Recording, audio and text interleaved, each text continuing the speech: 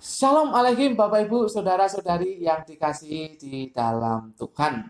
Terpujilah nama Tuhan yang telah mempertemukan kita di dalam pembelajaran firman-Nya kali ini. Kita berdoa.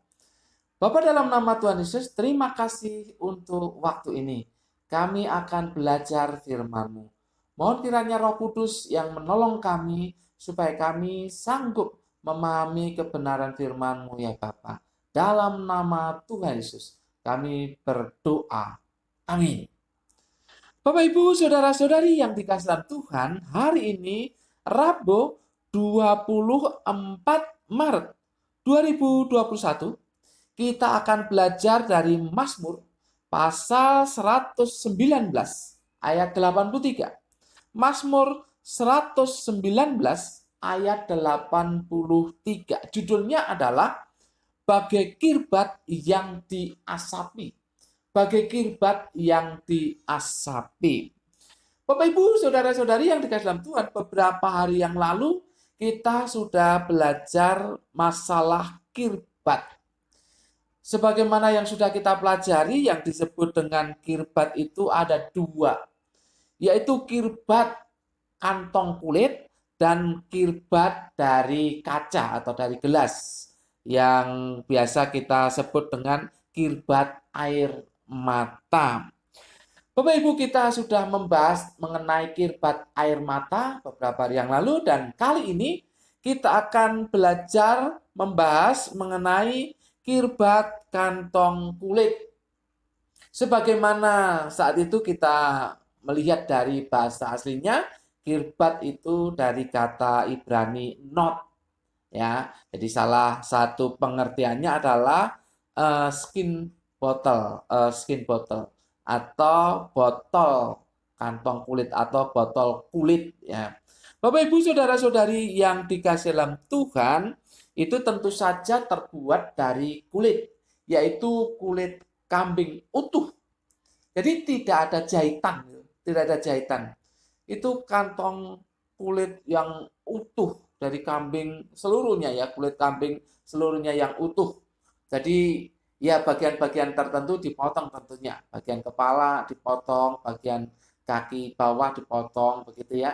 Jadi itu diikat karena untuk mengeluarkan daging dan tulangnya yang diremukkan, ya, dengan zat yang mereka miliki, dengan bahan kimia yang mereka miliki, itu bisa remuk, ya, bisa remuk daging dan tulangnya. Lalu kan keluarnya lewat lubang-lubang yang dipotong tadi, lewat leher terutama, kan paling lebar. Nah, Bapak Ibu, Saudara-saudari yang dikasihi dalam Tuhan, sekali lagi itu kambing utuh, ya, kambing utuh, tidak ada jahitannya sama sekali. Tapi sebelumnya kita baca ayatnya. Mazmur 119 ayat 83. Demikian. Sebab aku telah menjadi seperti kirbat yang diasapi, namun ketetapan-ketetapanmu tidak kulupakan. Bagaimana memahami ayat ini? Bapak Ibu, Saudara-saudari yang dikasihi dalam Tuhan, yang namanya kirbat itu adalah salah satu peralatan yang hampir semua rumah tangga itu ada. Hampir semua rumah tangga ada. Karena kirbat itu untuk mengambil air dan menyimpan air. Kirbat itu juga untuk menyimpan anggur. Kirbat itu juga bisa untuk membuat dan menyimpan susu.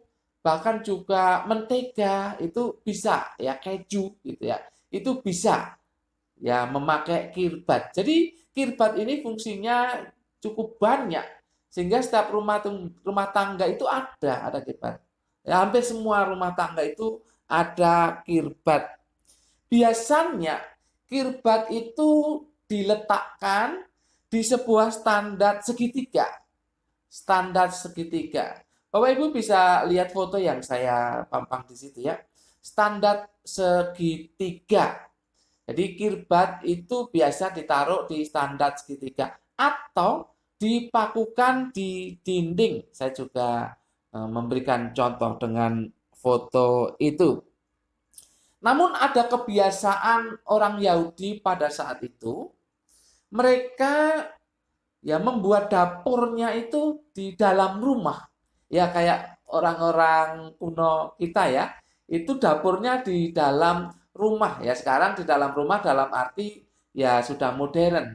Tetapi pada saat itu ya rumah-rumah dinding biasa atau rumah macam apapun juga dapurnya di dalam rumah. Bapak Ibu saudara-saudari yang dikasih dalam Tuhan, mereka ya memasak, menyalakan api itu juga di dalam rumah.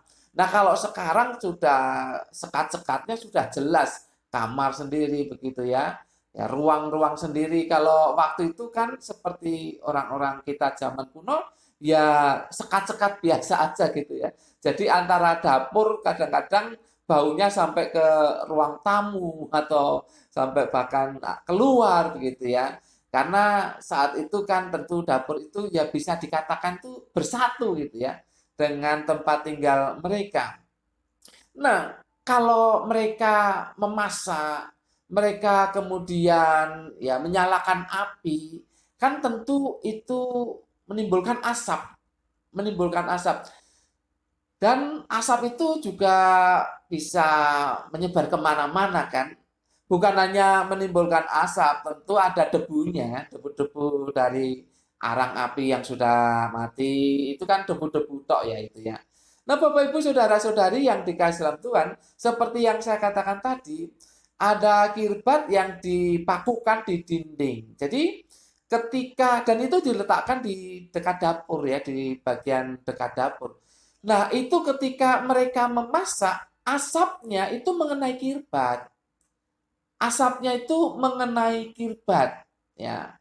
Jadi debu-debu nempel di kirbat, bahkan kalau menempelkan memakukan kirbat di dinding yang dekat dengan ovennya, oven alam itu, dapur itu ya tentu saja menjadi hitam, bisa menjadi hitam kirbat itu.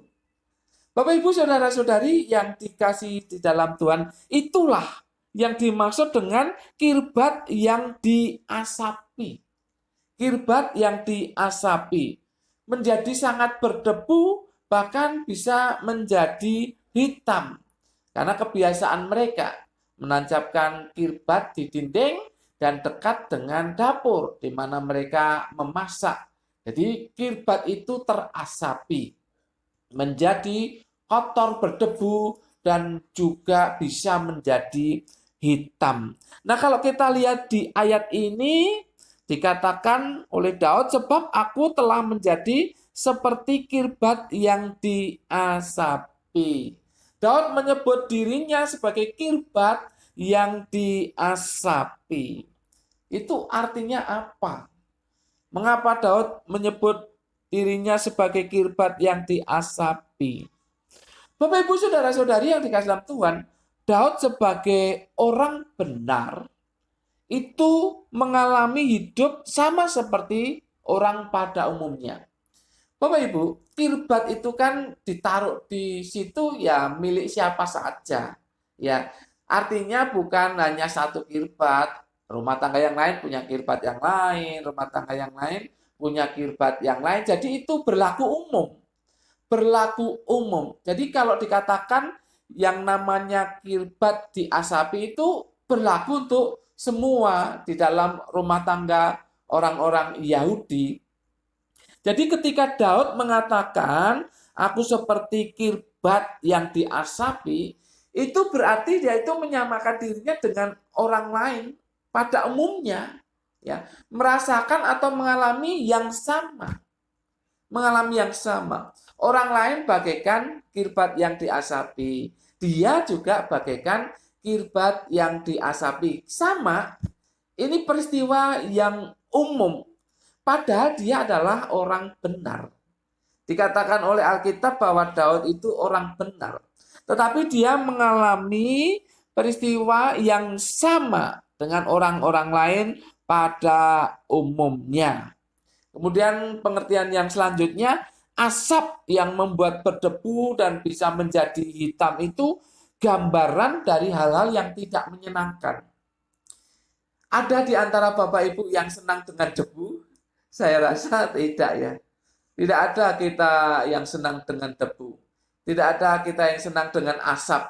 Kalau kita di jalan ada motor atau mobil yang berasap pun ya kita langsung tutup hidung atau menyingkir. Ya, tidak ada yang suka dengan asap. Asap dapur pun ya kalau tidak terpaksa masak ya pasti tidak suka. Ya karena terpaksa masak ya biasa kena asap. Cuma yang namanya suka pasti tidak lah. Tidak ada orang yang suka dengan asap. Ya. Nah, demikian juga dengan Daud sebetulnya bahwa dia menggambarkan sebagai orang yang menerima sesuatu yang tidak menyenangkan. Asap itu kan tidak menyenangkan, tidak ada yang suka. Jadi itu merupakan gambaran hal-hal yang tidak menyenangkan. Ini mengenai semua orang, termasuk Daud. Jadi semua orang itu juga tidak ada yang senang dengan asap. Semua orang tidak ada yang suka dengan hal-hal yang tidak menyenangkan. Jadi itu termasuk Daud. Jadi ini berlaku umum. Berlaku umum. Itulah keadaan Daud yang saat firman Tuhan ini dia tulis, dia mengalami hal yang seperti itu.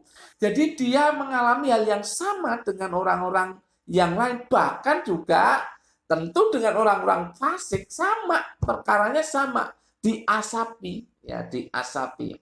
Ada hal-hal yang tidak menyenangkan yang terjadi atas diri Daud dan orang-orang pada umumnya, bagaikan asap yang menghasilkan debu dan warna hitam bagi sebuah kirbat.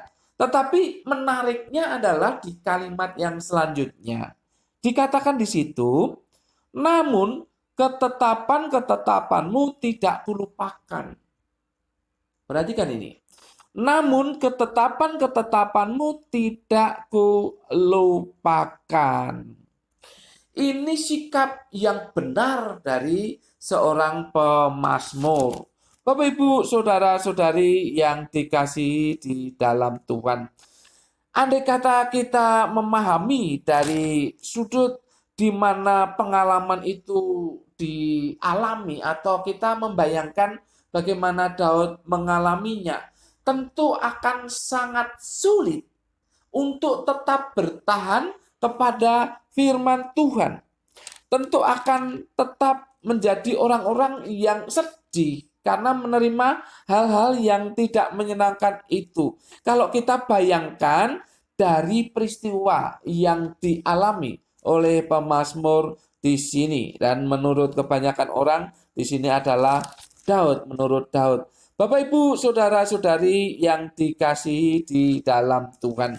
Jadi kalau dikatakan, namun ketetapan-ketetapanmu tidak kulupakan, itu berarti sikap yang benar dari seorang pemazmur yang mengalami tekanan-tekanan kehidupan, yang mengalami hal-hal yang tidak menyenangkan. Ini sangat berbeda dengan kebanyakan orang. Bapak Ibu perhatikan, masalah yang dihadapi adalah sama.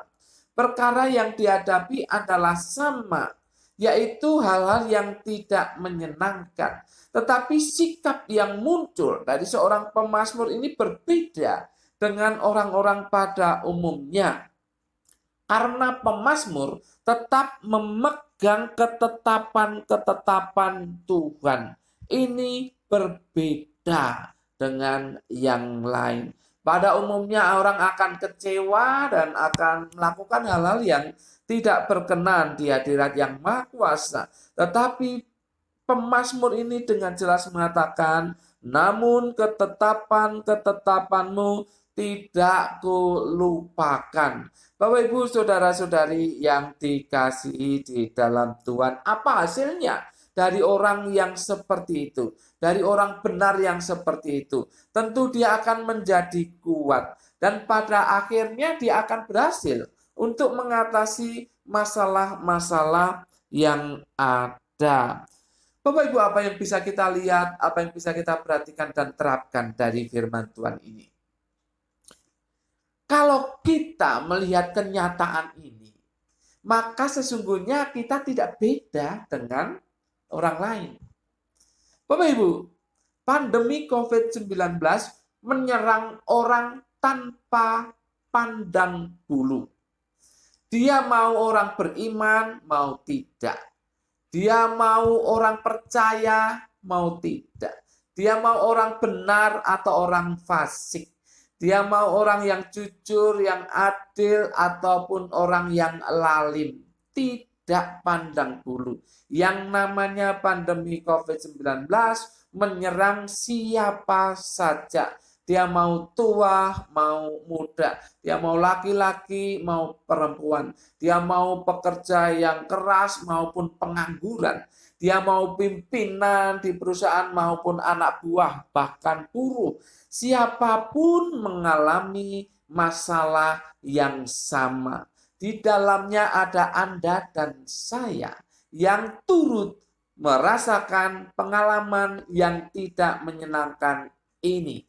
Anda dan saya tidak kebal dengan COVID-19, dengan virus corona. Anda dan saya tidak kebal. Sama seperti orang-orang yang lain. Jadi jangan kaget. Jangan merasa orang percaya lalu berkata kepada Tuhan, kenapa kami tidak diistimewakan? Kenapa kami tidak diistimewakan? Kita tidak hidup di zaman perjanjian lama di mana bangsa Israel saat itu diistimewakan di tanah Gosen yang subur, dan ketika ada tulah mereka tidak kena sementara bangsa Mesir kena. Kita tidak hidup di zaman itu. Kita hidup di zaman imamat yang raja nih. Kita hidup di zaman yang sosialnya harus tinggi, harus bersama-sama dengan yang lain. Kita hidup di zaman di mana kita disebut sebagai garam dan terang yang harus bergaul dengan orang lain. Maka dalam satu sisi, yaitu secara fisik kita tidak ada bedanya dengan orang lain. Tidak ada istimewanya dalam hal ini. Ada masalah COVID-19, kita ada di dalam masalah itu. Ada bencana, kalau kita berada di tempat bencana, ya sama merasakan dengan orang-orang yang belum percaya. Ya gunung meletus, atau di gempa, atau di banjir longsor, ya sama. Kalau ada orang percaya di sana, ya sama mengalami hal yang sama. Tidak ada istimewanya. Sebetulnya maksudnya apa? Maksudnya supaya kita bisa empati dan simpati kepada orang lain. Kita merasakan sendiri kan? Kita merasakan sendiri. Kita bisa empati dan simpati kepada orang lain yang merasakan hal itu. Bapak Ibu saudara-saudari yang dikasihi dalam Tuhan, justru yang terpenting di sini adalah apa yang dilakukan oleh pemazmur di sini. Namun ketetapan-ketetapanmu tidak kulupakan. Inilah yang penting. Sekalipun Anda dan saya bersama orang-orang pada umumnya mengalami masalah yang sama, yaitu pandemi COVID-19. Tetapi sikap Anda dan saya sebagai orang percaya adalah, namun ketetapan-ketetapanmu tidak kulupakan. Itu sikap kita. Kita harus mengambil sikap dan komitmen. Namun ya Tuhan, firman-Mu kupegang teguh, tidak kulupakan. Itu yang membedakan antara Anda, saya dengan orang lain. Itu yang membedakan. Oleh sebab itu ketika kita mengalami masalah yang sama dengan orang lain, jangan mengeluh, jangan menggerutu, dan jangan menampakkan sifat atau sikap yang pesimis dan putus asa. Bagaimana kita bisa menjadi garam dan terang kalau kita menampakkan hal-hal yang negatif seperti itu? Justru saat itu kita harus berkomitmen dan menunjukkan diri bahwa kita memegang teguh firman Tuhan. Mengapa? Karena dengan memegang teguh firman Tuhan, ketetapan-ketetapan Tuhan, maka kita bisa menjadi kuat dan kita berbeda dengan yang lain. Masalah sama, tetapi senyumnya berbeda. Karena senyum kita adalah senyum kemenangan. atau senyum sukacita, bukan senyum yang dibuat-buat. Masalah sama, tetapi sukacita itu berbeda. Masalah sama, tetapi menyikapinya itu berbeda. Karena kita tidak putus asa. Bapak, Ibu, Saudara-saudari yang dikasihi dalam Tuhan, kalau Anda dan saya saat ini sedang diasapi, sehingga hal-hal yang tidak menyenangkan kita terima, mari kita tampil sebagai orang yang percaya, memegang teguh kebenaran firman Tuhan. Itu yang membedakan kita dengan orang-orang lain. Dan hasilnya pun pasti akan beda. Karena kita berada bersama dengan Tuhan yang akan melindungi dan menolong kita. Dan itulah sebabnya kita bisa menjadi garam dan terang dunia. Karena sekalipun Anda dan saya diasapi, tetapi kita tetap berpegang kepada firman Tuhan. Kiranya Anda menjadi kuat dan saya juga di dalam menghadapi masalah yang dialami oleh orang lain juga. Oleh sebab itu, pegang ketetapan Tuhan. Jangan lupakan firman Tuhan. Hayati, renungkan, dan lakukan. Sukacita, damai sejahtera akan melingkupi Anda dan saya. Dan kita bisa menjadi garam dan terang dunia. Amin. Mari kita berdoa. Bapa, dalam nama Tuhan Yesus, terima kasih untuk firman-Mu. Terima kasih untuk teladan pemazmur yang walaupun mengalami masalah yang berat, yang sama-sama dialami oleh orang lain, dia berbeda, yaitu dengan tetap memegang ketetapan-ketetapan-Mu. Demikian kami saat ini, tetap memegang firman-Mu, maka hasilnya juga akan berbeda. Ada sukacita, ada damai sejahtera, dan ada kemenangan dalam hidup kami yang memegang firman-Mu. Dalam nama Tuhan Yesus, kami berdoa dan mengucap syukur. Semua yang percaya katakan, amin. Tuhan memberkati Bapak, Ibu, Saudara-saudari senantiasa